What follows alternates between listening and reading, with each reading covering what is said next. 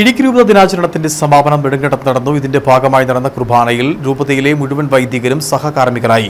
പൊതുസമ്മേളനം മാവേലിക്കര രൂപത മെത്രാൻ ജോഷുവ മാർ ഇഗ്നാത്തിയോസ് ഉദ്ഘാടനം ചെയ്തു.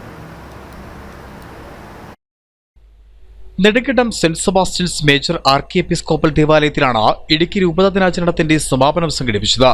ഇതിന്റെ ഭാഗമായി നൂറുകണക്കിന് വൈദികരുടെയും വിശ്വാസികളുടെയും പങ്കാളിത്തത്തോടെ സമൂഹബലിയും പൊതുസമ്മേളനവും നടന്നു. ഇടുക്കി രൂപത മെത്രാൻ മാർ ജോൺ നെല്ലിക്കുന്നേൽ കുർബാനയ്ക്ക് മുഖ്യ കാർമ്മികത്വം വഹിച്ചു.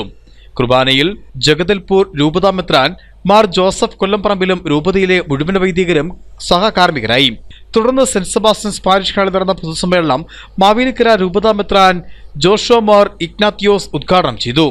ഇടുക്കി രൂപത എല്ലാ കാലത്തും ഹൈറേഞ്ചിലെ ജനത്തിന്റെ ശബ്ദമായി മാറിയിട്ടുണ്ടെന്നും അദ്ദേഹം പറഞ്ഞു. മന്ത്രി Roshy Augustine, Dean Kuriakose MP, Mar John Nellikunnel, monsignor Jose Karivelikkal, monsignor Jose Plachikkal, monsignor Abraham Purayatta, monsignor Jose Narithookil, archpriest James Savariyankuzhi തുടങ്ങിയവർ സംസാരിച്ചു.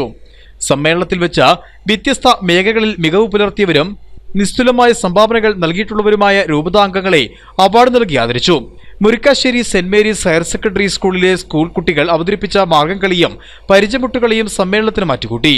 സമർപ്പിത സമൂഹങ്ങളിലെ സുപ്പീരിയർമാർ, ആത്മായ പ്രതികൾ, ജനപ്രതികൾ, വിശ്വാസികൾ തുടങ്ങിയവർ സമ്മേളനത്തിന്റെ ഭാഗമായി. Idukki vision news, Nedumkandam.